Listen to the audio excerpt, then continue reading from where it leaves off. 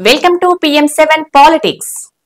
AP రాజకీయం ఆసక్తికరంగా మారుతుంది. కూటమి ప్రభుత్వంలో కొంతకాలంగా డిప్యూటీ సీఎం పవన్ కళ్యాణ్ నిర్ణయాలు కూటమిలో ప్రధాన భాగస్వామి అయిన టీడీపీలో టెన్షన్ పెంచుతున్నాయి. పవన్ నాడు హోంమంత్రి అనితను ఉద్దేశించి చేసిన వ్యాఖ్యల నుండి తిరుపతి ఘటన వరకు చేసిన వ్యాఖ్యలతో ప్రభుత్వం ఒక విధంగా ఆత్మరక్షణలో పడింది. పవన్ ఆగ్రహంతో అధికారులపై చర్యలు తప్పటం లేదు. పవన్ చెబితే చంద్రబాబు వెంటనే కఠిన చర్యలు తీసుకోవాల్సి వస్తుందనే చర్చ టీడీపీలో మొదలైంది. అయితే పవన్ ప్రభుత్వంలో ఉంటూనే తన భవిష్యత్తు కోసం పక్కా ప్లాన్ తో వ్యవహరిస్తున్నట్లు స్పష్టమవుతుంది అంటున్నారు కొందరు. పవన్ కళ్యాణ్ పక్కా వ్యూహాత్మకంగా వ్యవహరిస్తున్నారు. పాలనా లోపాలను 4 గోడల మధ్య కాకుండా ఓపెన్ గా ప్రస్తావిస్తున్నారు. తన అభిప్రాయాలు, డిమాండ్లను బహిరంగానే వెల్లడిస్తున్నారు.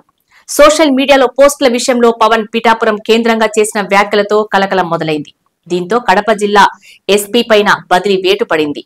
ఆ వెంటనే సోషల్ మీడియాలో అసభ్య పోస్టులు పెట్టిన వారిని అరెస్టు చేశారు.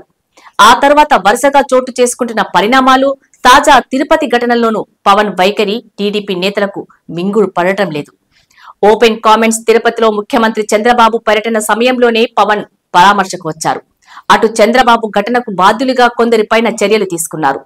బోర్డు ఈ ఘటనపైన క్షమాపణ చెప్పాలని పవన్ డిమాండ్ చేయటంతో పాటుగా కీలక అధికారుల మధ్య సమన్వయం లేదని చెప్పుకొచ్చారు.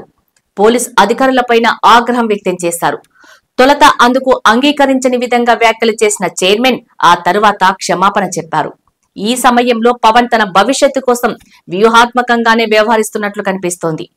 పాలనా వ్యవహారాల్లో లోపాలు తన పైన మచ్చ లేకుండా పవన్ జాగ్రత్తగా అడుగులు వేస్తున్నారు. పవన్ పక్కా వ్యూహం. ప్రభుత్వంలో డిప్యూటీ సీఎం గా ఉంటూనే లోపాలను ప్రశ్నిస్తున్నారు. దీని ద్వారా తాను ప్రభుత్వాన్ని అలర్ట్ చేయటంలో ముందున్నాననే సంకేతాలు ఇస్తున్నారు.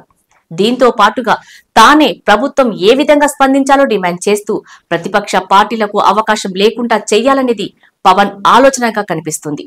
కానీ ఇదే ఇప్పుడు సీఎంకు సమస్యగా మారుతుందని టీడీపీ నేతలు చెబుతున్నారు.